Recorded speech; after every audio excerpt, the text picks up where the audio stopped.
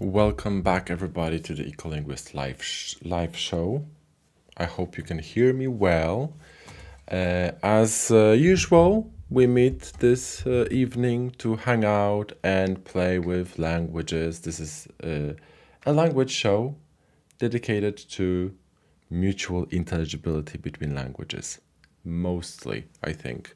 At least that's what this season, the second season of the show, has been all about so far. Thank you for being here, first of all. This is the last stream before the Christmas break. That's a very important announcement to make because, as you know, the holidays are coming. So we're going to take a little break from streaming and I will see you for the 10th and the final episode of the season in January. And then on that final episode of the season, we are going to make announcements regarding how are we going to continue the show. If we are going to continue the show, you are going to find out in January.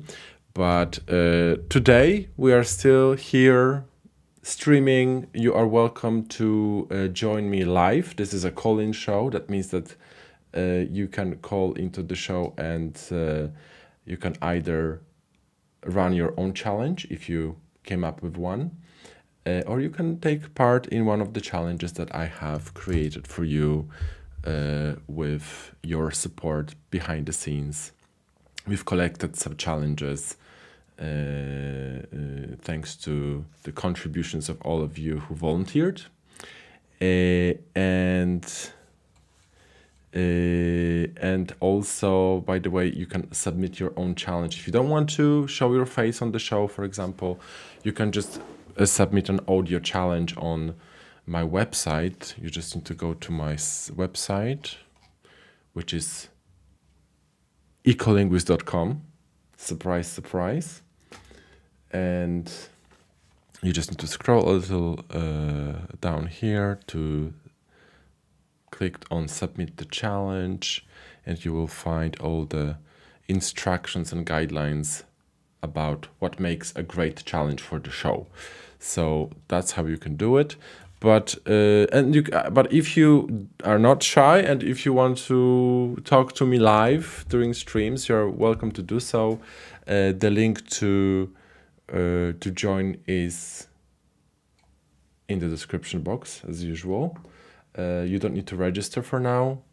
As you know, in the past we used to do the registration form. It may return at some point, but since basically in every single episode, most people who would call back were the same people, so I figured that we could just, use one link for now and see how that's going to work. Any announcements? Let's see if you have any questions before we start. I don't know what languages Norbert has prepared, Jan is asking. As usual, I have challenges in Romance languages, Slavic languages, a couple in Germanic languages. This is the weakest point of the show, because we don't really have that many Germanic languages challenges in the Germanic languages, because I haven't really been actively collecting them, and not many people submitted them, so we are kind of short on that. However, we also have some challenges in Estonian, Finnish, Lithuanian, Latvian, and Latgalian. So if you are a speaker of a language that belongs to one of those language families, you're welcome to call in and take part in the challenges that I have prepared for you. And we are also actually going to do the experiment. We're going to run a linguistic experiment tonight, as we did last time, which is all about perception of the Polish language by a non-Polish speaker. So if you never studied Polish before, it's a challenge for you. It's not a challenge, it's mostly an experiment. I'm just curious to see how you perceive the Polish language and what you think it is. So to take part in this fun game, you have to go to the community tab on my channel. By the way, this is the place where I make all kinds of announcements. So if you ever wonder what's happening on the channel and you haven't gotten any notifications, this is the place to come and see what is the update, which is the community tab here. And this is where you are going to find the poll. You just need to take part in the poll. And by the way, if you are a Polish speaker or you have studied Polish before, you can also, and you're just curious about the results of the poll and you can't wait until the end of the show when we're going to talk about this, there is an option for you to select as well without influencing the results, which is kind of important for this kind of experiments. So basically, the question for today is, what does cielęcina mean in Polish? Right? Cielęcina. Well, and you have a number of options here to select from. Is it a small handheld musical instrument? Is it a type of wheel, a culinary term for young beef? Is it a traditional Polish dance performed during harvest? Or is it a type of flower commonly found in the Polish countryside? Which one of those you think it is? How does it sound to you? So don't look it up. Just select whatever your guts tell you. And if you are a Polish speaker, or if you studied Polish before, just select the last option, which is, I'm already familiar with Polish, just show me the results. This way we are going to avoid polluting the experiment, so to speak. Yeah, so we're going to come back to this at the end of the show, because as it turned out, because I published it on the community tab, a lot of people who haven't been watching the show also took part in it. So it was a little bit more interesting to have a bigger sample of votes all across YouTube. So that was also an interesting outcome from last week. We're going to see how it's going to work out this week as well.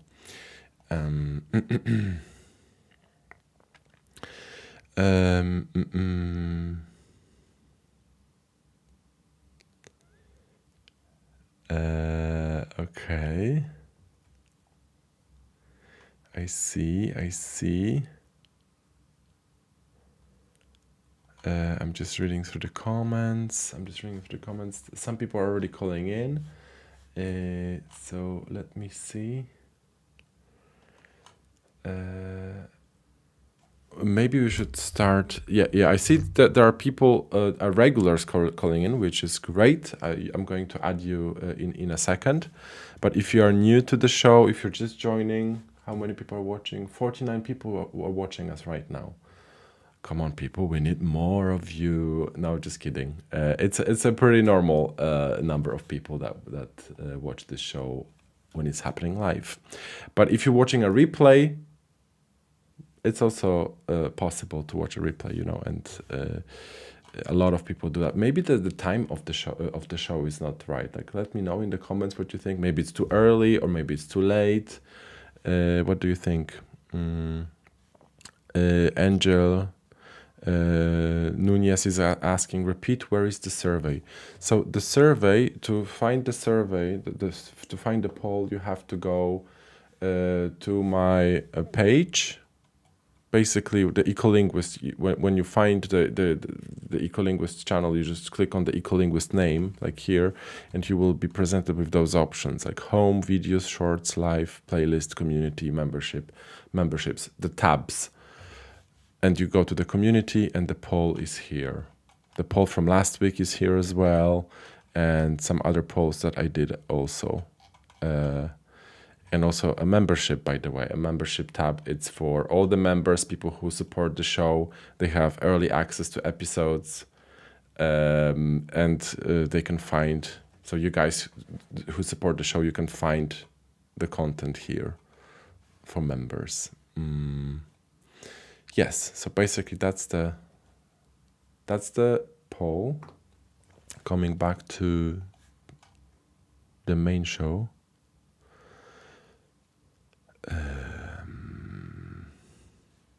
It's morning where I am. Okay, because we were talking about the time of the show.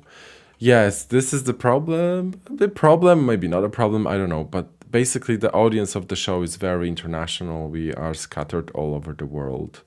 So it's not easy to find a time slot that works for everybody, basically. But I know that a lot of you guys are watching replays, so hello to you. Thanks for watching. Even if you cannot watch it live, it's still fun to rewatch it later and see what we've been up to. Okay, so let's just start taking calls then. Riley is calling, so maybe we'll start with her. I think. Do I have a challenge for Riley? Possibly.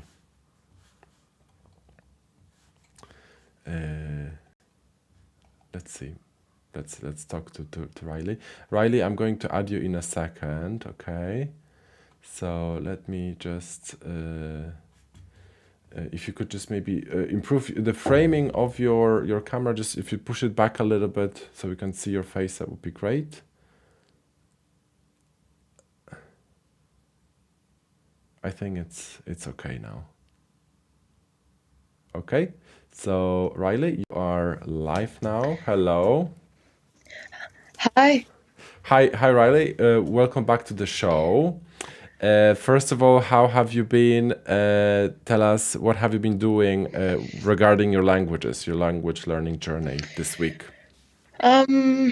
Well, I'm still gradually trying to improve my Portuguese.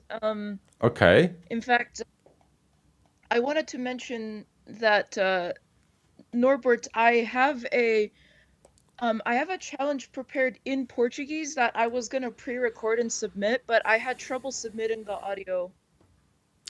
Okay. Okay.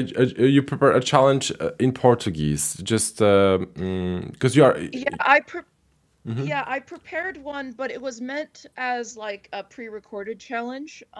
But I rehearsed it and I finished everything, but I was unable to submit the recording. Okay, Um, so what we're going to do in a moment, okay? First of all, uh, have we done a Norwegian challenge for you? Did I actually play a Norwegian challenge for you? no. Okay, I've never so played a challenge at all. yeah, so maybe I could do that with you because I know that you have been studying Norwegian. So that would be a challenge. Maybe it's not about mutual intelligibility because you have studied it before, but just to have some fun with Norwegian. It's a simple challenge that has been submitted through the form, so I Hmm. could play it for you. And after that, I see there is a Portuguese speaker calling in, so we can just add in Portuguese, and you, as a non-native speaker of Portuguese, could just describe a word to them and see and maybe get some feedback on your Portuguese, Okay. or maybe practice some Portuguese. Okay, so let's start with Okay. that. Let's start with that. The Norwegian challenge. So first, you're going to hear it. Okay, hopefully it's gonna work. Dette er et elektrisk apparat. Dette objektet brukes for å kjøle ned ting. Mat og drikke er det vanligste du oppbevarer her. For å være litt mer nøyaktige, så oppbevares det ofte melk og andre meieriprodukter, kjøtt, fisk, grønnsaker og andre pålegg som trenger å være nedkjølte, sånn som skinke, salami og andre lignende kjøttpålegg. Tingene er ofte hvite, høye, og mange typer har 2 dører. Ofte ei lita på toppen, og så ei store, eller ei lita nede og ei stor oppe. Okay, what did you understand? I understood something about meat, fish, salami. You pålegg is you put it on something. Okay. So do you want to listen to it again? Yeah. Okay, let's listen to it again. Dette er et elektrisk apparat. Dette objektet brukes for å kjøle ned ting. Mat og drikke er det vanligste du oppbevarer her. For å være litt mer nøyaktige, så oppbevares det ofte melk og andre meieriprodukter, kjøtt, fisk, grønnsaker og andre pålegg som trenger å være nedkjølte, sånn som skinke, salami og andre lignende kjøttpålegg. Tingene er ofte hvite, høye, og mange typer har 2 dører. Ofte ei lita på toppen, og så ei store, eller ei lita nede og ei stor oppe.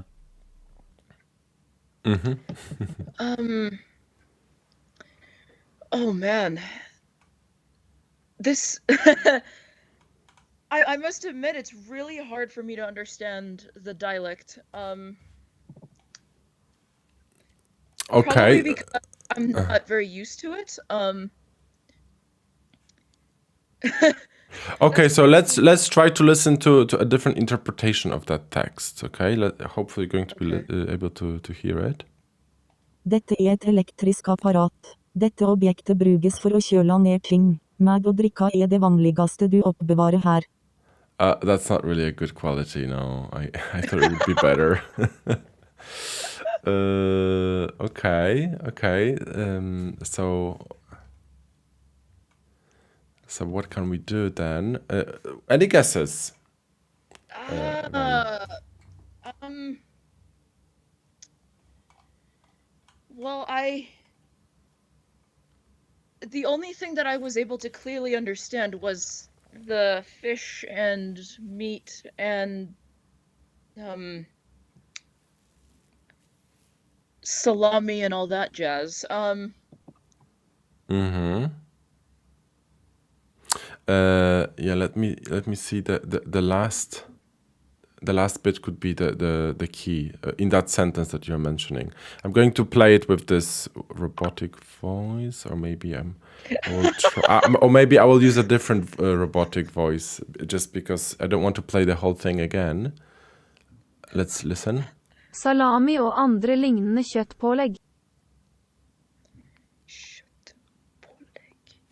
Yeah, I know what. Yeah, I know what pålegg is.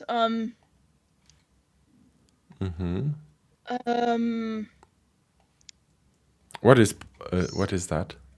Pålegg is anything that you put on something, like whether it's bread or like what you put on like a bread or whatever, the things that you would put on there. So like jam, for example, could classify as pålegg. Okay. Or at least that's how I was taught. Anyways, So listen to this chunk again. Så oppbevares ofte melk og andre meieriprodukter. Melk og andre The verb here is the key. Så oppbevares ofte melk og andre meieriprodukter. Andre meieriprodukter.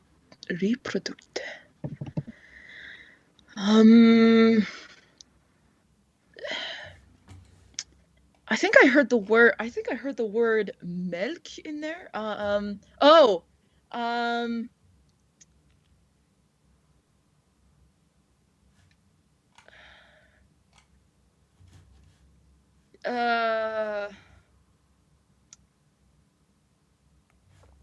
will play it one more time. All I can say right now is that all the products that you kind of understood are correct, and you are on a good path. Just think about what it's describing. What is it related to? Okay, listen to it again. Okay. Dette er et elektrisk apparat. Dette objektet brukes for å kjøle ned ting. Mat og drikke er det vanligste du oppbevarer her. For å være litt mer nøyaktige, så oppbevares det ofte melk og andre meieriprodukter, kjøtt, fisk, grønnsaker og andre pålegg som trenger å være nedkjølte, sånn som skinke, salami og andre lignende kjøttpålegg. Tingene er ofte hvite, høye, og mange typer har 2 dører, ofte ei lita på toppen og så ei store, eller ei lita nede og ei store oppe. Cow? Oh no, sorry. No. Bad, wrong button. Sorry. It's not cow. It's not cow. Okay. The key here is this first, actually. Dette er et elektrisk apparat. Oh, elektrisk. Apparat. I have no idea what an apparat is. Have you heard about English word apparatus? Yes. What is that?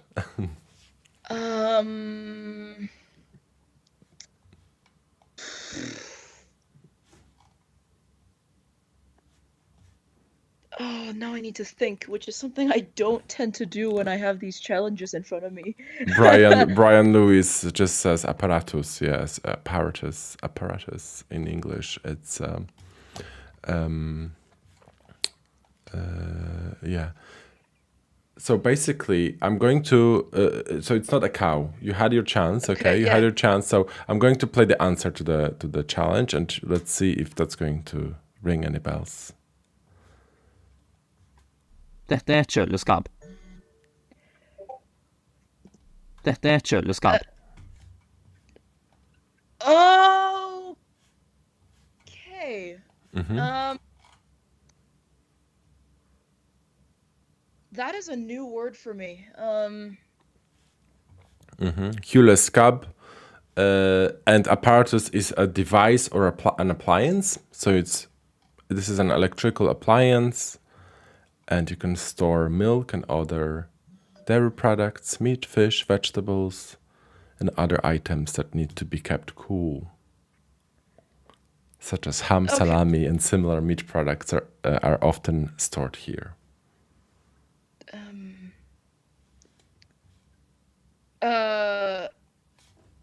Refrigerator. That is correct. Yes, of course. Yeah, that was a bit challenging because I think it was spoken very fast. Maybe you're more of a beginner in Norwegian, right? Well, no, I don't think it's that. It's just I speak standard Østnorsk, so I speak primarily like what you would hear nowadays in Oslo.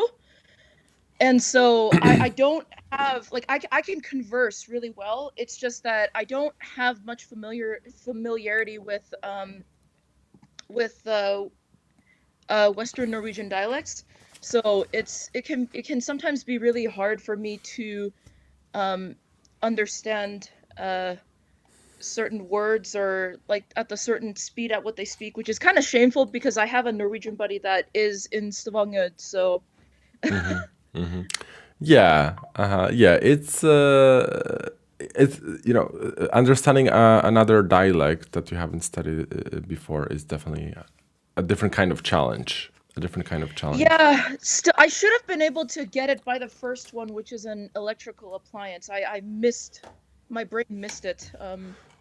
No worries, no worries. So Riley, you can prepare your Portuguese challenge, okay? But for now, I'm going to put you back into the green room so I can welcome Wayne. We're gonna have a little bit of a chat, and then once we go through that, I'm going to add you back, and we can do the challenge, okay?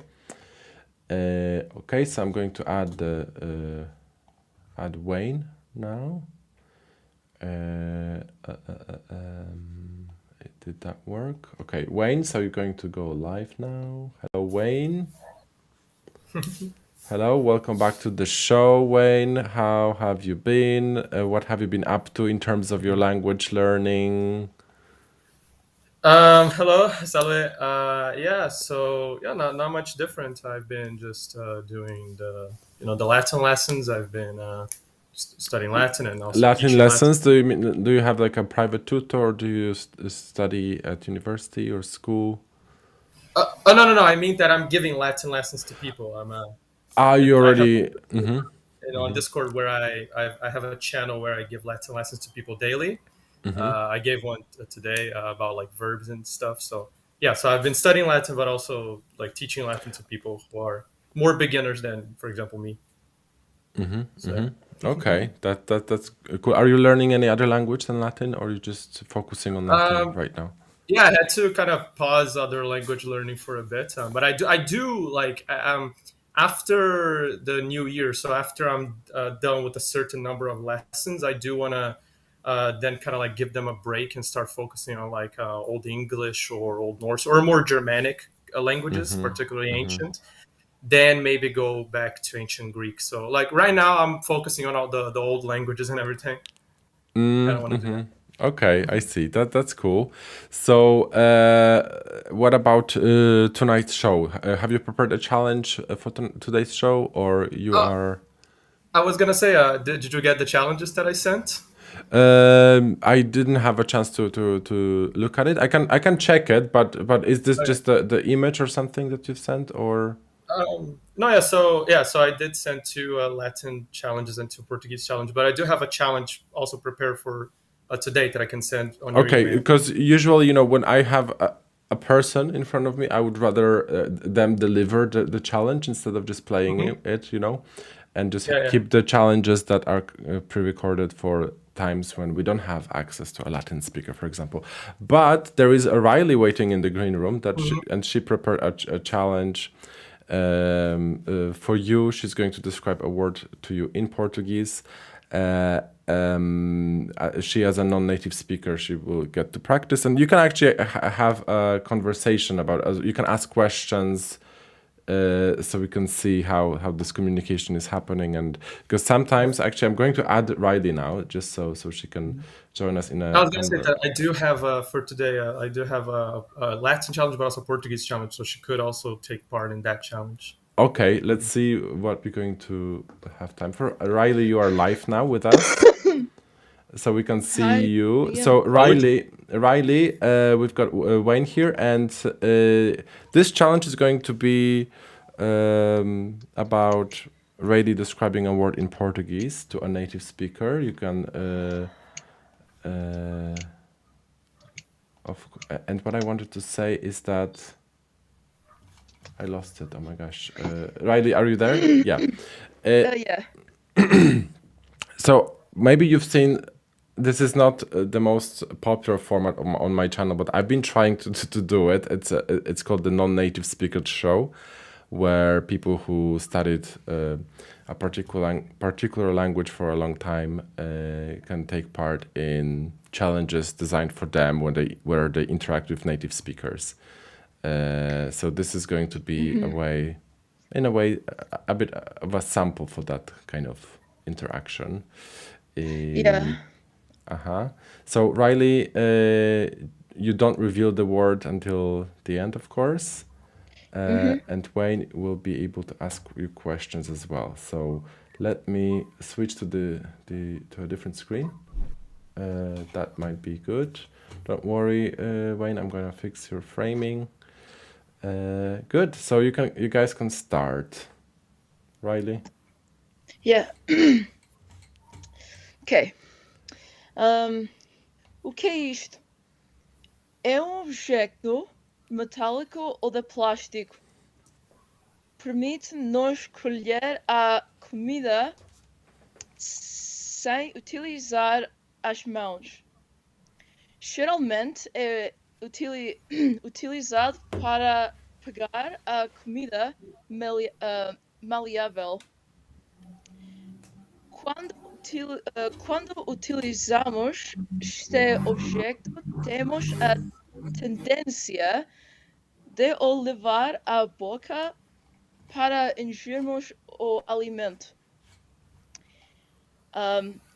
É má etiqueta ter os dedos demasiado perto do início do cabo deste objeto. Ok, então eu entendi que é um objeto que é utilizado, que pode ser feito de metal, de plástico, que é utilizado para colher comida, alimento, é um utensílio então de cozinha. Então, e a gente pegar uma comida maleável. A gente tem a tendência de, obviamente, levar à boca para a gente ingerir. Então isso me dá duas opções. Isso me dá ou a colher ou o garfo. Então eu vou perguntar: esse objeto tem 3 ou 4 espetos? Tem. Sim. Ok, esse objeto é circular. A parte onde você colhe o alimento, essa parte é circular, como se fosse um prato? Ou essa parte tem, tipo, espetos, como se fosse um...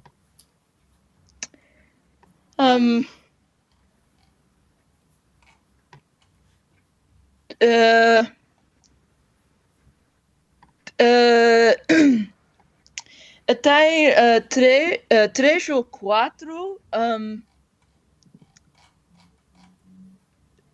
Certo. Sorry, I didn't know that's how the word was described in Portuguese. Ok. Can you repeat maybe, Wayne? What's your question? Because Tem o cabo do objeto. E na ponta do objeto, a ponta dele, onde você pega o alimento, essa parte é circular, como se fosse um prato, ou ela tem os espetos? Tem os espetos, né?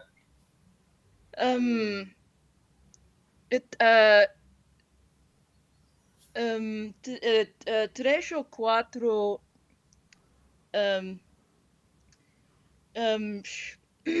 Später, So, 3 ou 4 espetos. What is speto? Espetos is like spikes. Or In Sim, Portuguese, sim, in sim. Portuguese. Sim, sim, sim. Tenho 3 ou 4 espetos. Desculpa. Então. Desculpa, eu acabei revelando a pista em inglês, mas. Então, se tem os espetos, então é um garfo. Eu acredito que seja um garfo. Sim, portfólio.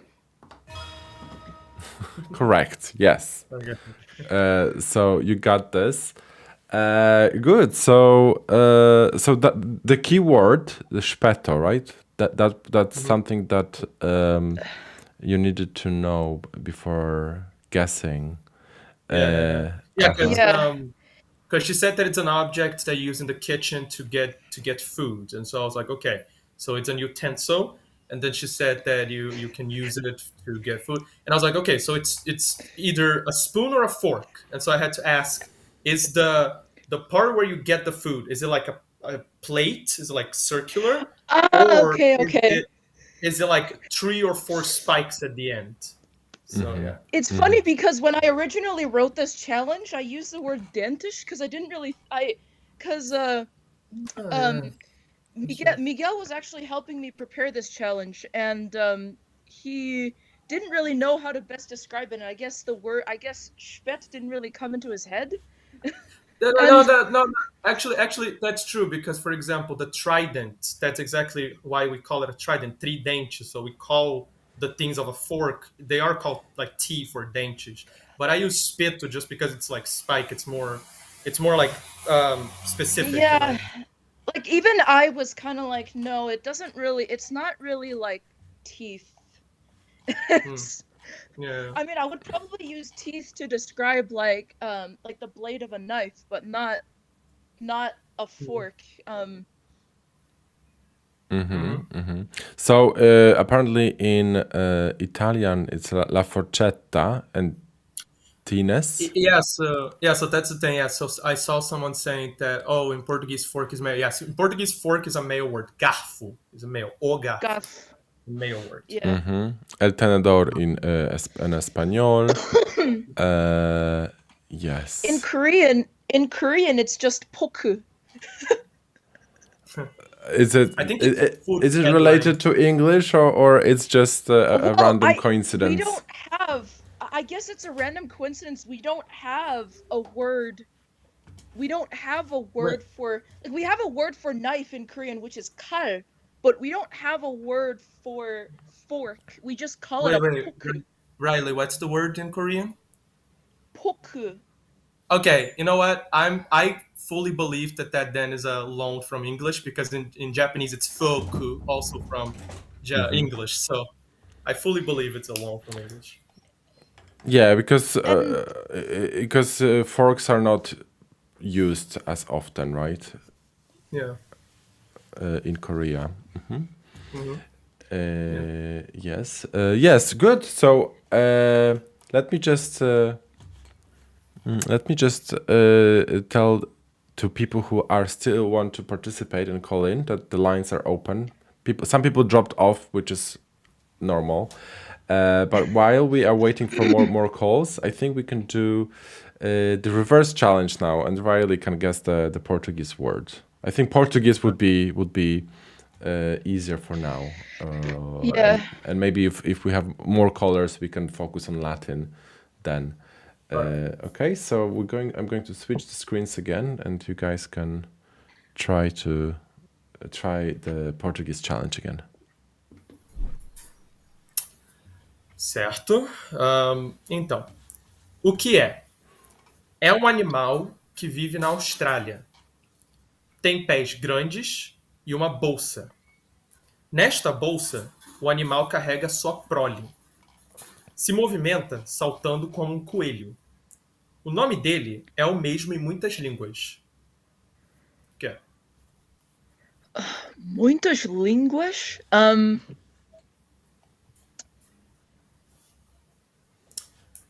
um animal. Um animal que vive na Austrália. Sim. Tem pés grandes e uma bolsa. Nesta bolsa, o animal carrega sua prole, seus filhos, seus pequenos. Se movimenta saltando como um coelho. Ele tem pés grandes e ele salta como um coelho por aí. E o nome dele é o mesmo em muitas línguas. É o mesmo que em inglês. Não é adaptado. Não é traduzido, é só adaptado nessas línguas. É o mesmo. Um.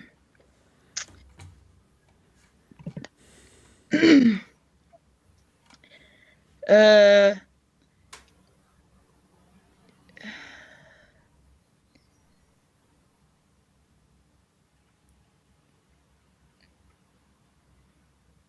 Um.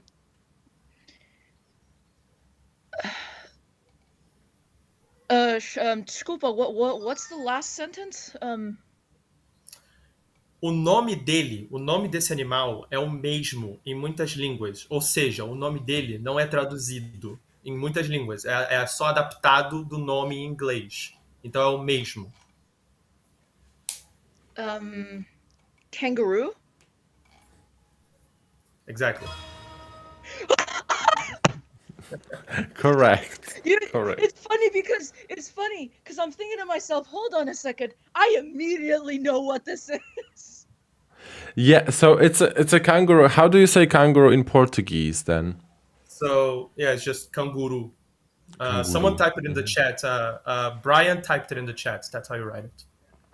Katyusha typed it in the chat as well, in a form of an emoji though. No, yeah. But kanguru. Kangaroo, Yeah, there you Brian. go.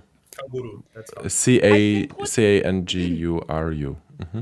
Yeah. So not kangaroo, but kanguru to us. Kanguru. I think what got it for me is when you said coelho, and I'm like, hold on, I recently know what this word is. It's a rabbit. What moves around like a rabbit? And then it hit me. Yeah, kangaroo. Yeah. And then Exactly. I knew the word bolsa from the when I did my medical terminology stuff, like bursa in Latin, it's a pouch. Exactly. Yes, so yeah, that was kind of an easy one. When you talk about Australia, there is a number of animals that it kind of narrows it down substantially. Yeah, but the bolsa and the coelho kind of gave it away for me. Yeah. Okay, so that was a Portuguese challenge, and now what can we do? There is no more people calling in, so I think what we could do, I could challenge this time around. I'm going to challenge just Wayne. So Riley, I'm going to put you back to the green room, but you're going to be listening to the challenge as well, okay? So Okay. we're going to listen to your feedback, but we're going to be focusing on Wayne. And we are going to do the Ligurian language challenge, okay? Ligurian. So, Riley, I'm going to put you back for now to the green Okay. room. Ligurian's an Italian regional language, right? Yes, Ligurian is one of the regional languages of Italy. And we already had one here on the show, but we're going to have another one. And since you speak Latin and Portuguese, you might have a particular advantage here. Ligurian. Okay, let's listen to the Ligurian challenge. Cosule, elle è una persona che travaglia før hos Canio. Hun è un di artigen, de quei esistenza si può trovare prove tra i più antiche. Qualche volta, o costruire cose nuove, altre volte, o la ripensare i danni fatti da altri. O può travagliare con un carpentier drento incanté e un dolore che è lungo do ciumento. O ti asciumiage con il bella di Wayne.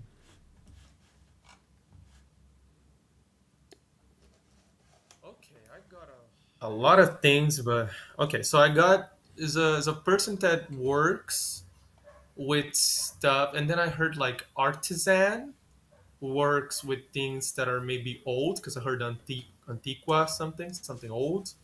But then I heard like carpintier, so like some works with carpenter, and is yeah. So I'm like, so something artistic, or well, not artistic, but like something where you make something out of a material. But now I'm thinking, what is that? So I know it's a profession. It's a profession, but Let's listen to it again. Okay, let's listen to it again, and after that, you're going to see the text as well. Okay, but first, listen to it again. Consulé, elle est une personne qui travaille à faire de ruscanho. Elle est une des artisans de cui esistenza si può trovare prove tra i più antiche. Qualche volta o costruire cose nuove, altre volte o la ripensare i danni fatti da altri. O può lavorare con un carpentier dentro in cante e un dolore che è lungo do cimento. O ti asciumiage con i bella di buin. yeah, man, that's tough because this time I didn't really get any kind of new hints. I mean, I did get some other things, but yeah. So it's a person that wait. No. Yeah, I think it has to do with work because like trabalhar for a moment I felt like travel, but no, it can't be the word travel. No, it has to be the word to work. Trabalhar in Portuguese. So So, someone who yeah. So, would you like to make a guess now, or would you like to see the text first? yeah, I like to see the text. I I have a feeling maybe even the text isn't gonna really give. I think it might clear some things up. Definitely. Let me just find the right one. Oh yeah, that's true. I did hear the word scanio on the repeat, and scanio. And I think that has something to do with like a seat, like a stool. But, Okay. yeah. So let's have a look at the. I'm going to show you the text, and I'm also going to play it one more time, which was. Let me just quickly identify which one was that. Consulé, elle est une personne qui travaille à faire de ruscanho. Elle est une des artisans de cui esistenza si può trovare prove tra i più antiche. Qualche volta o costruire cose nuove, altre volte o la ripensare i danni fatti da altri. O può lavorare con un carpentier dentro in cante e un dolore che è lungo do cimento. O ti asciumiage con i bella di buin.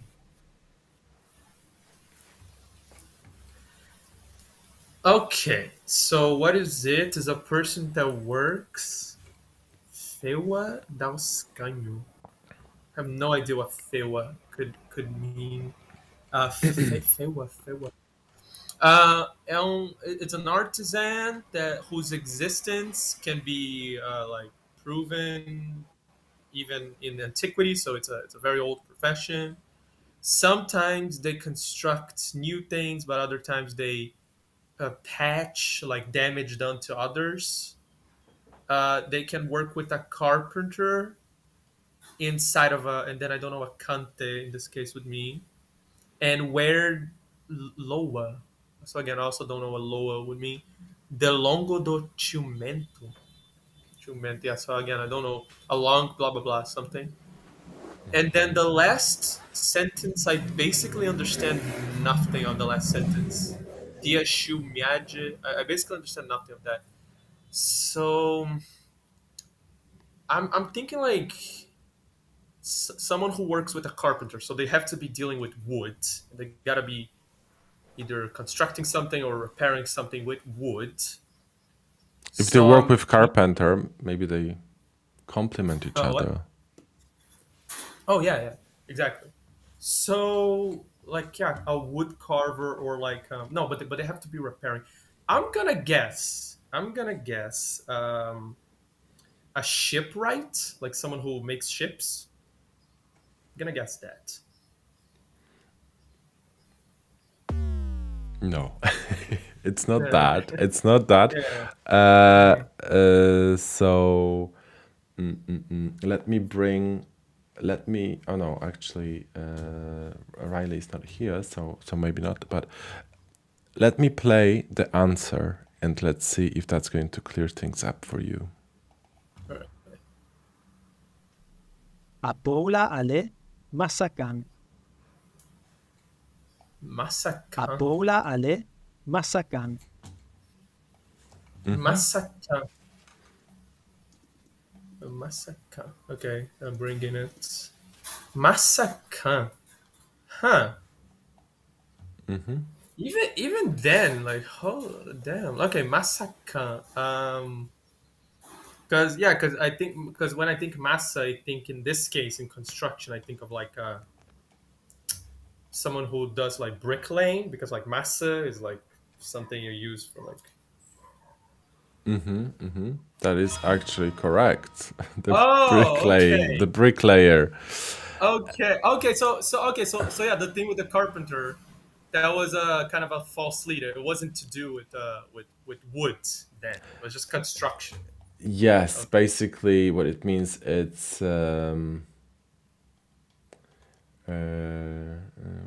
is always concrete. They work with a carpenter on a construction site, and wherever they work, there is always concrete. Cimento. Loa, like lab. Oh man, that is a crazy contraction of the Latin verb because in Latin it's labora or labora, but then that got compressed to loa. Okay, so yeah, I wouldn't have guessed that word. That was a verb that meant to work. Yeah, so ciumento, so cement, I suppose. Yes, yes. Okay. Okay, so that was very interesting. So maybe we could have a quick. This is actually a translation into Italian, by the way, but we're going to have a look at the translation into English, and maybe you could try to translate that into Portuguese so we can hear the difference. Okay. So, o que é uma pessoa que trabalha fora do escritório, escritório. Trabalha fora de um escritório. É um dos artesãos cuja existência pode ser traçada à antiguidade, a evidências antigas. Às vezes eles constroem novas coisas, outras vezes eles têm de consertar ou reparar. Eles têm de consertar o dano feito a outras. Eles podem trabalhar com carpinteiro num campo de construção, numa área de construção, e onde quer que eles trabalham, sempre tem concreto, cimento. Eles constroem muros ou paredes, empilhando tijolos. A palavra é pedreiro. Diz pedreiro. Brian says Ligurian is hard. Yeah, Ligurian is Ligurian. I'm noticing it's because a lot of the words, even from Latin, they got really compressed. And so, like, for example, the loa, I was like, I don't even know what verb that is. Oh, okay. So wait, so the last sentence I couldn't get anything. So they build walls, miage. So I'm guessing that is coming from muru, but again, that's so bizarre. Okay, empila. Okay, empilhar. And moin meaning brick. Yeah, we don't. Our word isn't even close to that. We say tijolo, so I wouldn't even have guessed that means brick. Yeah. Yeah, so moin, it's more related to the muriel or something like that, something to do with. Okay. That makes sense. Murinos, yeah, that makes sense. Okay. Yeah. But yeah. Or mason, mason. Yeah, amazing. Yeah, because massa to us, like, it's funny because maybe it's not related then, but like to us, we do use the word massa when we're talking about something you do, like a combination of like concrete, cement, whatever that you make to put and cover like the brick so that it sticks. So we use massa in that sense on a construction. Okay. So that's why I could. So that's Ligurian. That's Ligurian challenge. That was very interesting for you, Wayne, because you always bring challenges to the show. So today you had a chance to challenge yourself with a less known language like the Ligurian language. And I see we have another caller, but I'm not sure what language the caller speaks. Oh, the caller just dropped. So Robin, if you still want to call in, you can try again. But when you are calling in, please type at least your native language, so I know more or less like what to expect and what kind of challenge I can do for you before adding you on. And so meanwhile, I see. Riley, if you're ready, I'm going to add you in as well. Riley, you are live with us. Hello. Hello. Riley, were you following our challenge with Ligurian? Because you disappeared for a little bit. Yes. Yeah, kind of. The funny thing is, I actually just learned about Ligurian like yesterday. And my first impression of it was it kind of sounded a bit similar to, I mean, I don't mean this in like an offensive way. It's just like how I perceive it, like knowing nothing about the language. It kind of reminded me of French, Italian, and Brazilian Portuguese mixed. That's kind of the way I perceived it. Someone pointed that out in the chat. I can't believe I didn't get it. But yeah, ciumento, which is ciumento to them, but to us, ciumento means jealous. So even when I was looking at the word, that's why it didn't stick that meant cement, because I was like, that's another word in Portuguese. Yeah. That's interesting. So I see, Jan, you say that you're calling in. I don't see you. You have to make sure that using the right link to call in, because it's not the old link that we used to use. Link, there is a direct link just in the description box. So if you want to call in, we might be able to accommodate you in here. Yeah, looks like we don't have any Slavic speakers calling in. No Slavic speakers calling for a while now. Maybe it's not a good time slot. Last week we almost had Ildar, but yeah, but something happened. He dropped the call. Maybe some technical issues. It happens sometimes. Yeah, so we've been focusing mostly on Romance languages. We did some Norwegian, and we're going to wait a second. We're going to wait a second for one more person to call in, and if they don't call in, we can do another Dutch challenge, because we all speak English here. So English, at least in theory, should help us understanding some Dutch. I've also been learning Dutch for 5 years, so yeah. Okay, so tell us a little bit about that, Riley. How have you been learning Dutch? Like, what techniques have you been using? What methodology? Years ago, I used to use Duolingo for most of it, but now I have now I've had really good experience with mostly native Dutch partners helping me out. I must admit, like, Dutch is actually one of the challenging things I found with Dutch is that I know a lot of words, but to put them into sentences is not always that obvious, because the grammar rules, depending on the sentence, the grammar rules can be a little different. Yeah, like German. They have German rules. Yeah. It's kind of similar to German in a way, but Dutch. They don't have German rules. I chose Dutch mostly because I personally found Dutch to be easier than German. I've done German last year in university. Absolutely didn't like it. You just didn't like the methodology, or? Well, first of all, well, I guess you could say that because the thing about the German course in university was I had to go from A1, so not knowing anything about German, to about A2 B1 in like 12 weeks. That's the entire German 202 course. And like me doing the course for, like, first of all, like as a completely blind person, um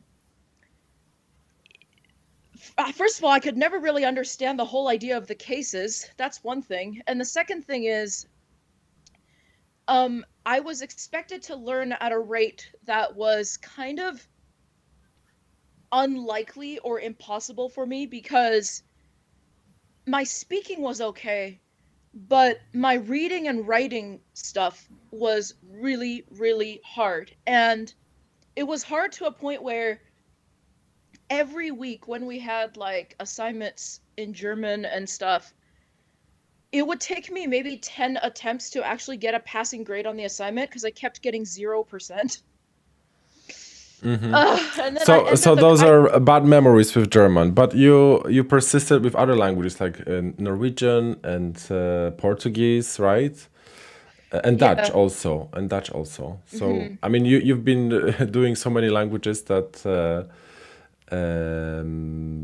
yeah. Why you decided to stick to them and not German? For Well, example? Dutch and Norwegian because my main kind of focus is on a lot of the minority languages. I don't think they get a lot of respect nowadays. I think most people would choose to learn something like French or Spanish or whatever, and they're not bad choices. It's just that I just have this idea in my head that every language deserves attention and every language deserves to be recognized. And most Dutch and Norwegian people have actually appreciated me for that. They've appreciated me for those efforts. They've always asked me, "Oh, why are you learning Dutch? Why are you learning Norwegian? Why are you learning my language?" And I would tell them these things, and they'd be grateful for it.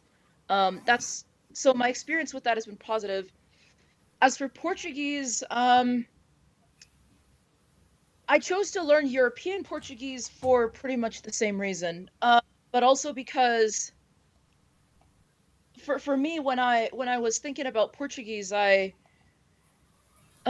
European Portuguese seemed like I can't even say this because there's a Brazilian in front of me.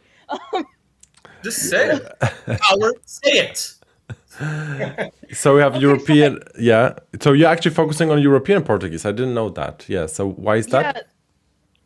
well, my challenge was in European Portuguese, and the way I tried to pronounce things, that's European Portuguese. But I chose European Portuguese because of basically my reasons for Dutch and Norwegian. That's one, and the second thing is for me, European Portuguese seemed like the language that it felt more original, I guess. I mean, like in the end, in the end, I kind of felt like in the end, it's Portugal's language. Like Brazil speaks Portuguese because of Portugal, and so So you think that it's more of it's closer to the original language, maybe the well, it's historical. not necessarily closer to the original language because the thing is, European Portuguese like Portugal Portuguese has evolved quite a bit. I mean, they used to be like according to a comment I saw, uh, they used to be they used to be syllable timed actually. So back when back many centuries ago, even Portuguese spoken then in Portugal used to be syllable timed, and then eventually they evolved from being syllable timed to stress timed. So Wayne, what do you have to say about that? Do you, like Yeah, no, how I do you mean, perceive the differences between European Portuguese and Brazilian Portuguese? yeah. I mean, nowadays the main thing that makes European Portuguese hard to understand for me is just because it is stress timed rather than syllable timed. So so it's kind of like hearing. I would imagine that it's I don't know how it is for you, Norbert, but I would imagine it's the feeling that like maybe a Polish speaker would get hearing like Russian, where everything is so much more clipped in sound because they are contracting so many more syllables and vowels as compared to like Polish, where every syllable tends to be pronounced. And so it's kind of like that because like a word like cholesterol, like we say cholesterol, like that's a famous one to represent the difference. Like we say all these syllables, we say cholesterol, but then a European Portuguese person says cholesterol, so they eat a lot of syllables. So it's Yes, weird to me, because like Brazilian Portuguese seems like easier to understand. I mean, I like the sound of European Portuguese, but for me to speak, maybe it's similar to Spanish from Spain and Mexican Spanish. Like, it's much easier for me to speak Mexican Spanish than Spanish from Spain because it seems it's just more more aligned with my natural Polish pronunciation. Let's say it just and flows better. Yeah.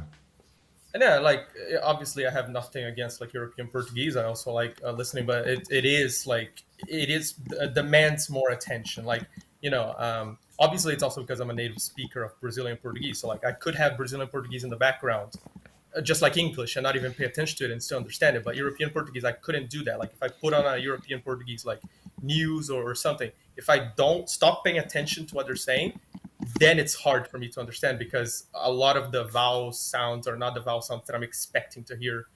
They have different vowels. They have like an vowel, like in Russian. They have like verdade, they have like this vowel, and they have like different nasal vowels as well. And so it's weird. Like they don't say pão, they say pão to say bread. You say pão with a very closed nasal, but they say pound. They say like more pound. Yeah. Like you close your nose like this. One So thing that I would like to add to this is, for me, I think one of the things that when I initially started Portuguese, which, by the way, was back in 2018, I just ended up putting it on hold until June because I didn't have enough to help me. But one of the things that kind of made me regret, not completely, because if I totally regretted it, I probably would have switched, but one of the things that kind of made me regret it a little bit was essentially the vowel reductions. They weren't something that I was used to doing. In fact, I speak Korean and I speak English, and in English we do have silent letters, but not to that extent. And so for me, when I was thinking about it, I'm like, why am I putting myself through all this challenge? And then eventually I kind of, when I restarted it in June, with the help, with Miguel's support, it was more like, I'm gonna go through all these challenges, and in the end, it's gonna be worth it. And so I've pretty much been doing it ever since, and it's been really fun. yes, Riley, did you see the video on the channel comparing European Portuguese and Brazilian Portuguese? Pretty recent, a few weeks ago, focusing Yeah, on the I actually idiomatic did. expressions. Yes. Yeah, I actually did see that. I actually did see at least part of that video. Okay, so you can hear different accents, different varieties Yeah, in one video. Over on Yeah. the Discord server, over on the Ecolinguist server, I was talking to Miguel, who's a speaker from Portugal. And I did point this out to him that there was a call where he asked something to his mom. And then while he was asking his mom the question, I could understand him perfectly. But then when his mom gave the answer back, I understood nothing of what she said.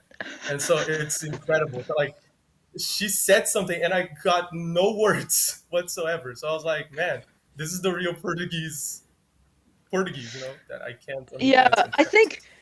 I think one of my challenges with European Portuguese from a learner's perspective is when you're learning to pronounce things, the first thing is I either over reduce my vowels or don't reduce the vowels at all. That's pretty much my first problem. And my second problem is if I learn a new word,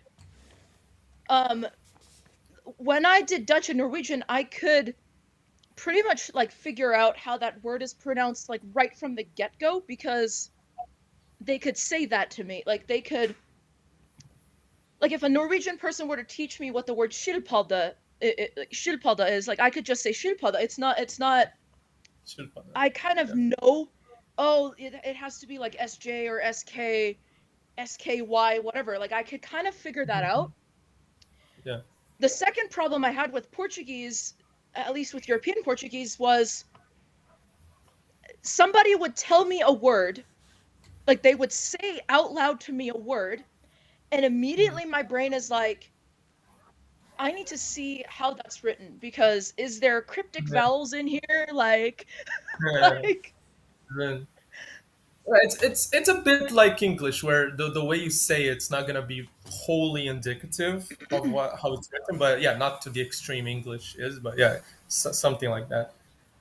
We in Brazil we do say that, like, this is a bit of, like, poking fun at the language a little bit, but in good fun. But we do say that when a Brazilian tries to imitate, I don't know how a Portuguese trying to imitate a Brazilian speaking is. I've never encountered it, but I've encountered Brazilian people who, like, imitate how Portuguese people speak, and the way the way we say that you speak European Portuguese is, if you're a Brazilian, is that it's kind of like Russian, where we say that, like, Russian, you don't open your mouth when you speak, and they kind of speak like this because a lot of the sounds are so closed, and so it's kind of like that. Like, you speak Brazilian Portuguese, but you don't open your mouth as much, and so you kind of just speak like this, and that makes all the closed sounds. So that's a way that. Yeah, so it's an interesting discussion, and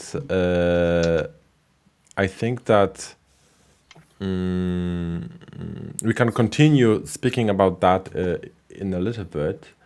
But I see one more person is calling in. Robin is calling back in. Okay. I think he's a new person, so we're going to add him and see what kind of change he's going to bring, because I have no idea.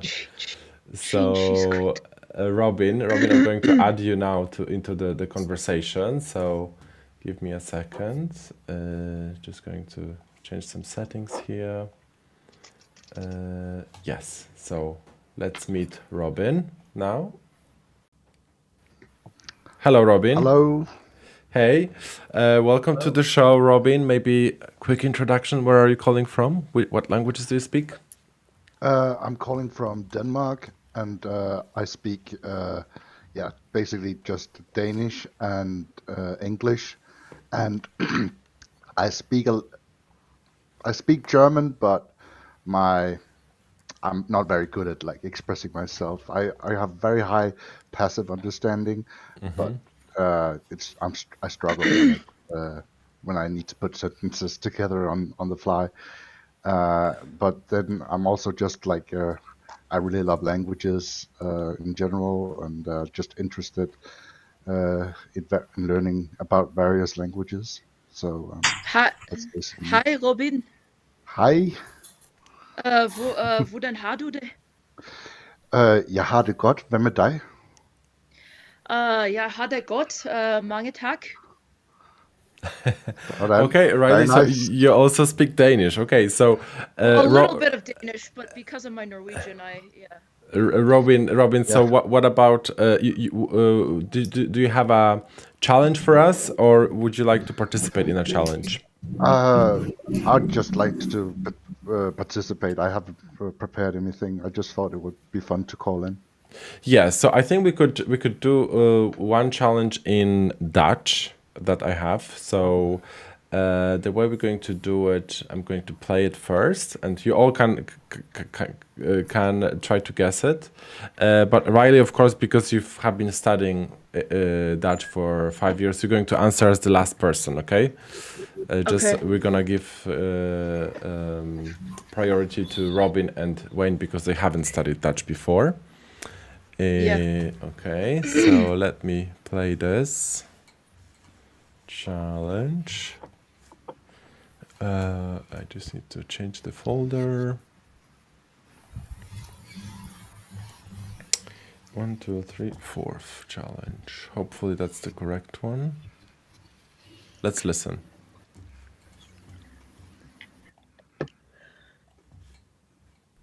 Wat is het? Het is een soort weersverschijnsel.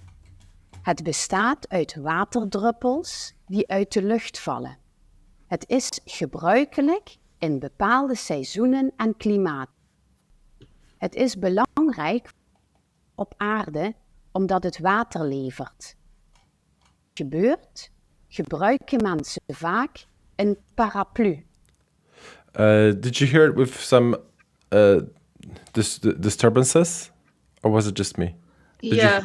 A tiny Yeah, bit. I heard some. Yeah, Disturbances. I heard some Okay. cutting in and out. Yeah, cutting in and out. Let's try again then. Hopefully it's gonna work. If not, I will try something else.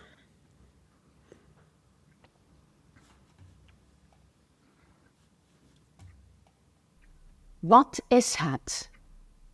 Het is een soort weersverschijnsel. No, it doesn't sound right. Let me try something else.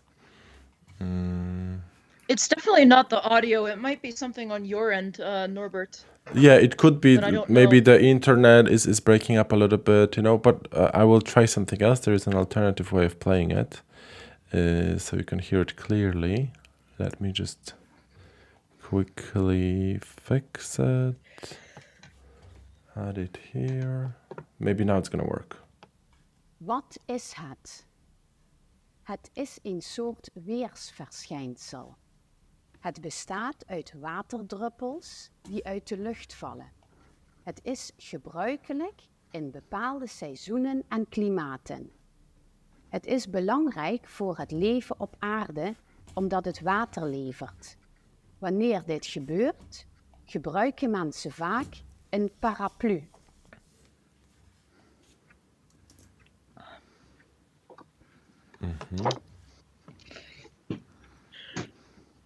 One more time.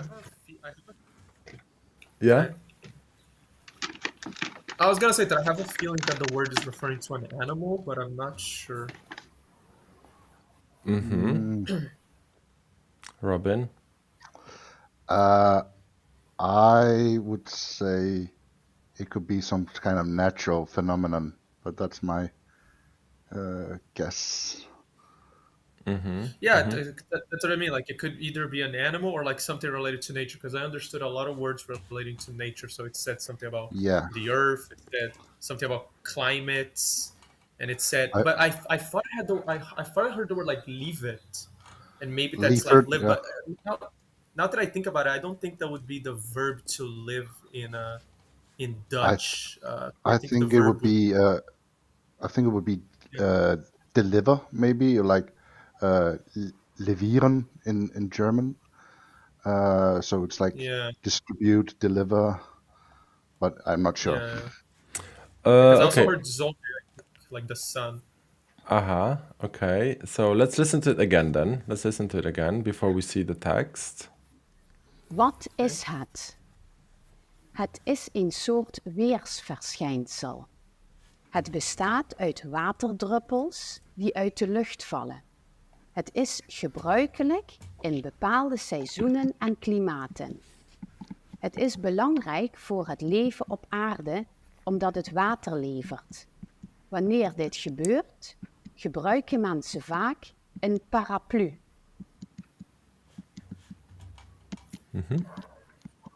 Yeah. Robin. I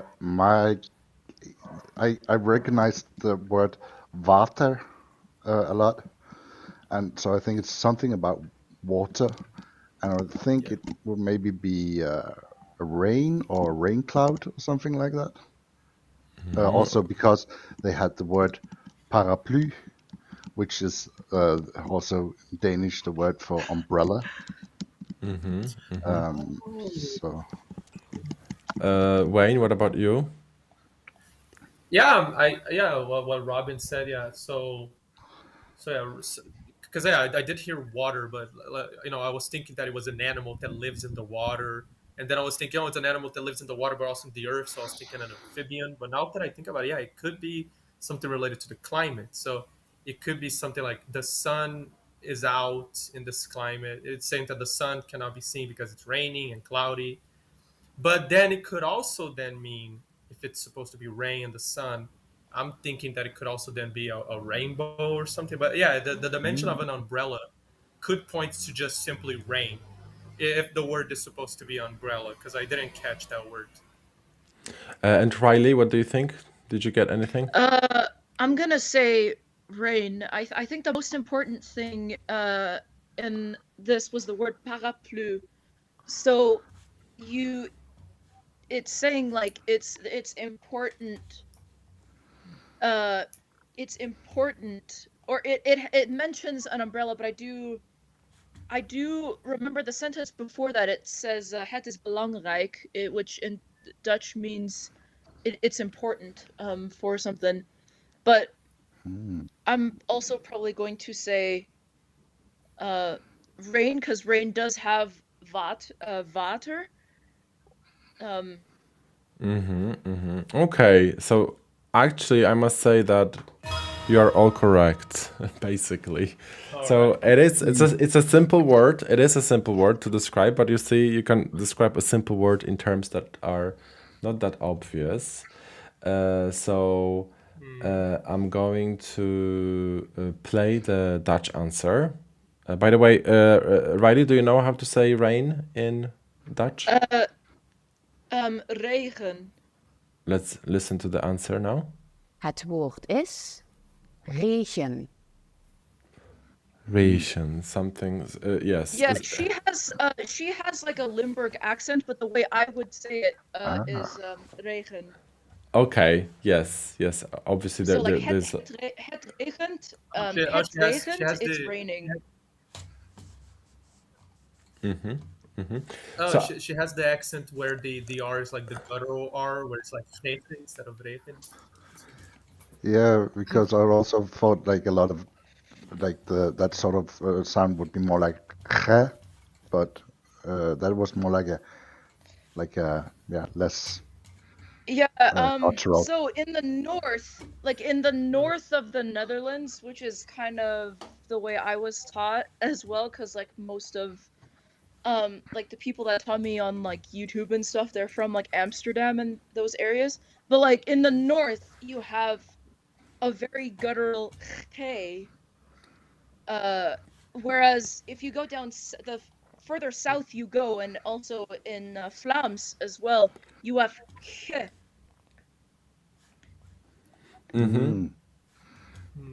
Yes. So like we've got. a Belgian person, like a Belgian person would say regent. Yeah. Like this speaker. Like, true. Okay, good. So, Robin, would you like to translate that into Danish for us? I can try. If you're not sure about words, just ask me, because I have the English translation here. So that would be. So I just say it in Danish. You can just read all of this. I just displayed the text on the screen, so you can try to translate that into Danish, so we can hear the difference. Yes. Hvad er det? Det er en form for vejrfænomen. Det består af vanddråber, der falder ud i luften. Det er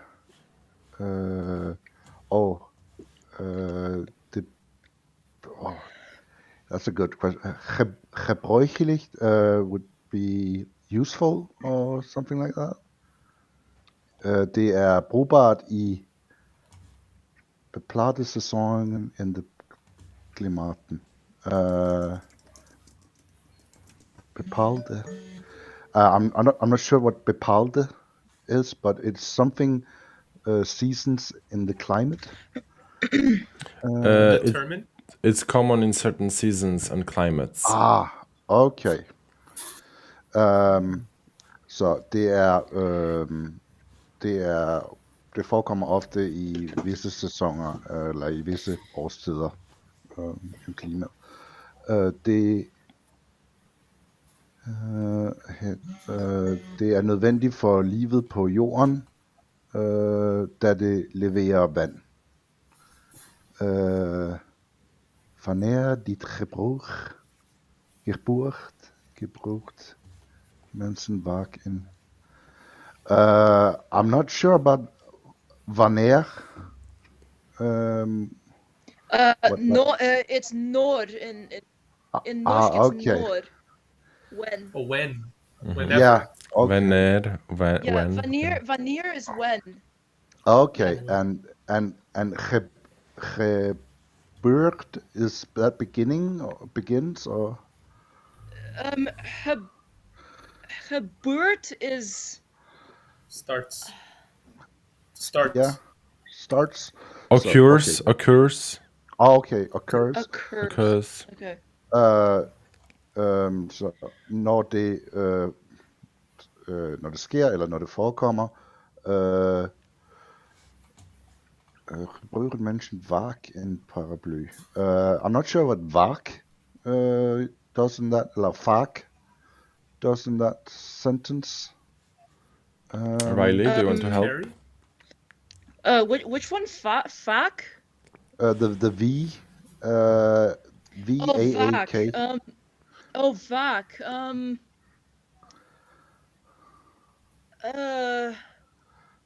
Carry? Dang it, I don't know what that would translate to. Use, maybe? What about using it? Use. Okay, yeah. People often. Mhm. Okay, so let me see. Når det forekommer, bruger mennesker en paraply. It's a bit wonky, the translation, and the last sentence is ordet regn. Right. So that would be the Danish translation. That would be the Danish from my- translation. Could you repeat the word, the rain, the actual rain? In Danish, regn. Rain. Yeah, Rain. Rein in norsk. But I know in Yes. like Trøndersk they say rangen. Yeah, they have like the skarre R. So I know a That's bit of kind of Norwegian. not what I was referring to. No, that's not. Yeah, what- like okay, in sorry. no. Like in Oslo, you would say rein. That's like it comes from Danish. But I know like in some Trønder dialects they do say rangen. Rangen. Okay, so they add an extra vowel or something. Yeah. Robin, how do you spell the Danish word? It's basically like the Dutch, just without the last e, and Danish spelling is notorious for not like matching up with the actual pronunciation, and the pronunciation is also notorious for being very difficult in I Danish. just realized. No, I was gonna. Yes, right. I just realized. I don't know about other Western dialects, but I know in Stavanger you say regen. Yeah, I've also found that the Stavanger dialect actually sounds like the most Danish to me of all the Norwegian accents. I never thought about it that way. What interesting word here is the drupals. Mm-hmm, yeah. Droplets. Water droplets. The little drop. Mm-hmm. The little drop. Yeah. I was gonna say, Robin, that actually, like the way that you spell the word rain, even though it's like not phonetically spelled, it still matches up with the way that it was spelled in Old English, where it was like R and then the ash, like the A and the E together, and the GN. But it's because in Old English that G represented a Y sound, so it was pronounced Rein. So it's rain, you know. So the G here in Danish spelling sometimes represents the Y, you know. Right. That's why. Yeah. In Korean, rain is P. P. In Korean, okay. Okay. Oh, I better not go to Korea when it's raining, or I'm gonna be covered in pee. It's No, it's supposed to be a B. No. Wait, it's supposed to be a B sound. So B. Oh. Like B. the word B. B. Yeah. That changes so things. If I go to Korea when it's raining, I'm gonna be covered in bees. Not the bees. Oh my god. Okay, so that was a good challenge. Then the Dutch, because Dutch is a good language because it's everybody can participate in it, because it's Yeah. close to That's English like and an intermediary.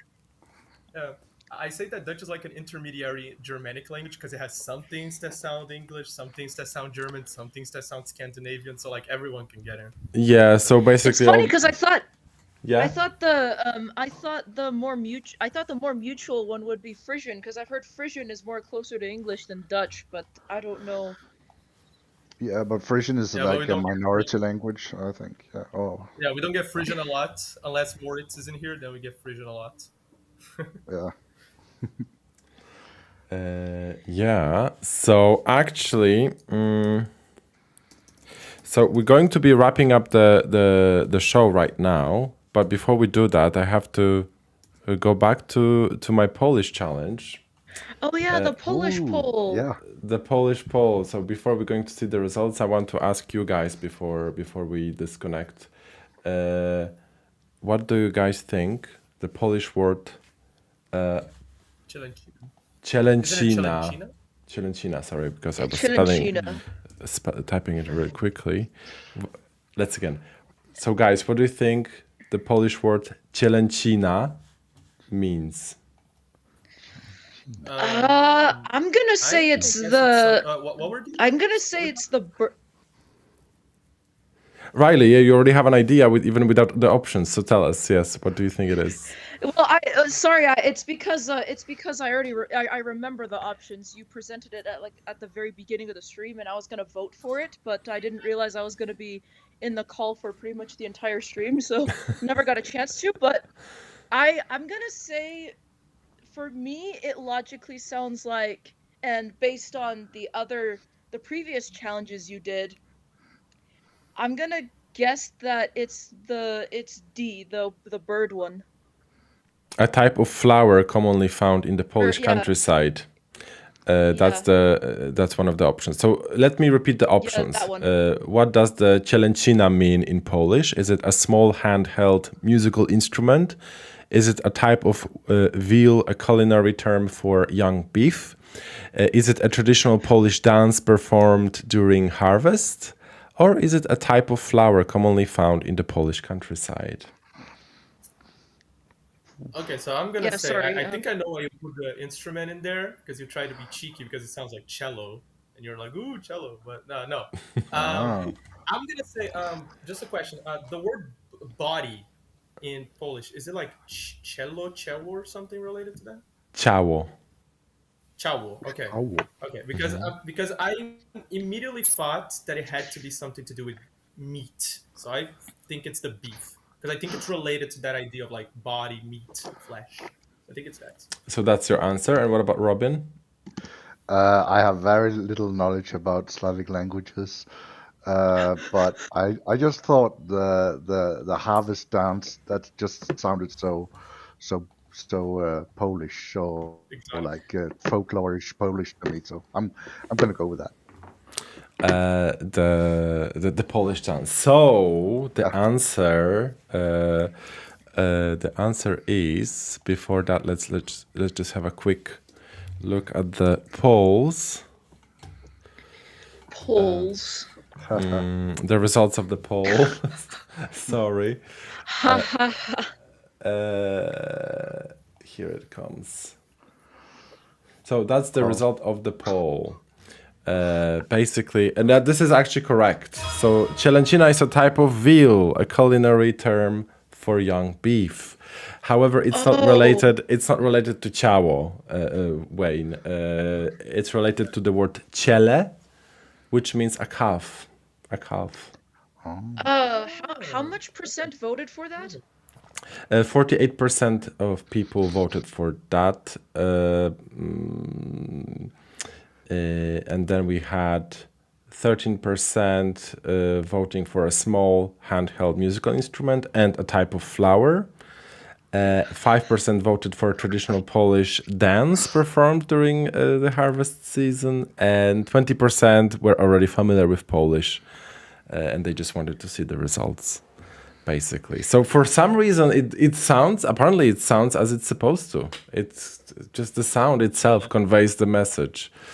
To be fair, also the ending "ina," it's funny because that's also the same kind of ending that you would see for meats in like Latin. So I think that also kind of tipped me, because for example, like suina, that's how you would kind of say like pork in Latin, or porcina, because that's the meat from porcus, from the pig. It's So I think there's interesting. maybe a correlation there between like maybe it's an Indo-European ending for meat, I suppose.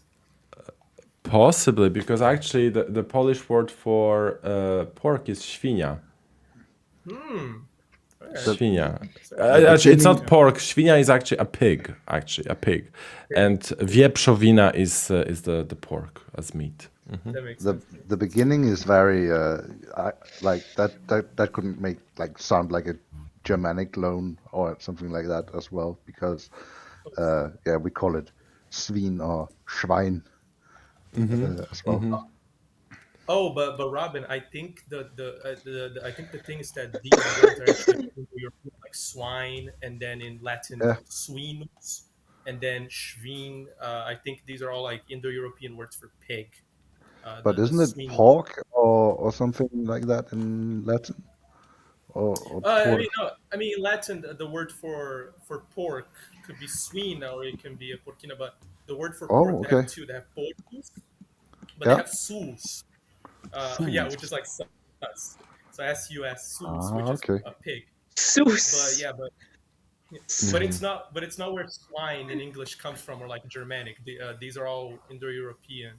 Yeah. And actually, fun fact: in Greek, the word is hus, and then a little female pig is called hyena, which is where the word hyena comes from, because the ancient Greeks thought that the hyena looked like a pig. Wow. Yeah. So this is interesting. It's crazy. Interesting. Yeah, yes. nice. Pretty. So that inspired a very interesting conversation. By the way, 356 people voted in the poll. So I think it's a pretty good number of people voting, and we got interesting results. Yes, excuse my pronunciation. Paul, right? Paul, is that how you pronounce it? Well, no, that's how you pronounce it. It's just I was internally laughing. Are you trolling me, Riley? No, I was internally laughing at the pun where it's like, oh, let's have a look at because like in English we describe Polish people as Poles. Oh, cool.